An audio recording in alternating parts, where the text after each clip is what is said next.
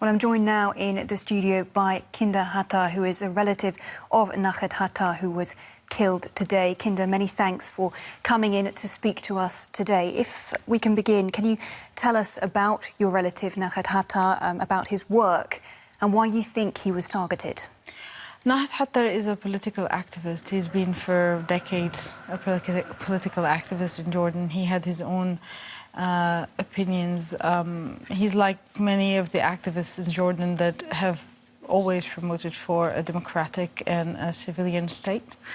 In addition, he had his controversial political views that a lot of people have considered them very controversial. They didn't approve it, but still, the call for Jordan as a family and as activists, that Jordan has to accept the other, whether it is what we want or what we don't want. It's the freedom of speech. Could you give us an example, perhaps, of just some of those views that would be considered controversial?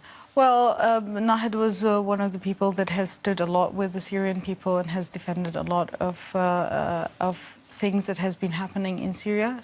And it was against ISIS and was against Jabhat al-Nusra and these people. So it's been always that he was targeted because of that, and he was targeted by a lot of extremists in Jordan to stop writing against those groups. So this hasn't been a very new issue. It's been for years now, since the Syrian crisis started.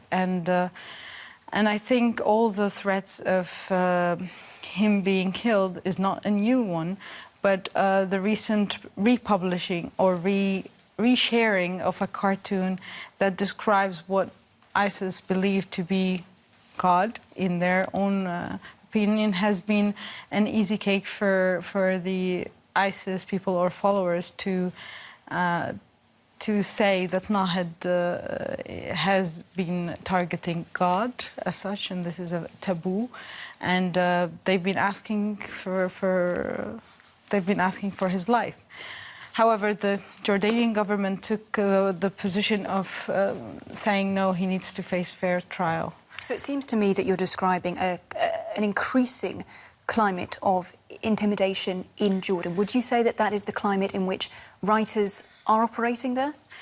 I wish it wasn't, but seeing everything that has been happening today on social media and throughout the media, unfortunately, there is a big rise of hatred speech in Jordan. It's not a matter of religion. It's a matter of extremism and looking at the other and not accepting the other. And this is the problem. And this is where we don't want Jordan to go through. And we have a lot of writers who are probably not defending Nahed's political views, but have stood today proudly as Jordanians, saying this is not how we target speech. This is not. We need freedom of speech in Jordan and respect that. Because Nahed never asked for somebody to be killed because of his political opinion. We are fighting all these extremists with our words, with our pens. So he was one of them. I mean, I just want to talk about then Jordan as a country being surrounded by countries torn apart by civil conflict, by religious strife. How is that affecting society there?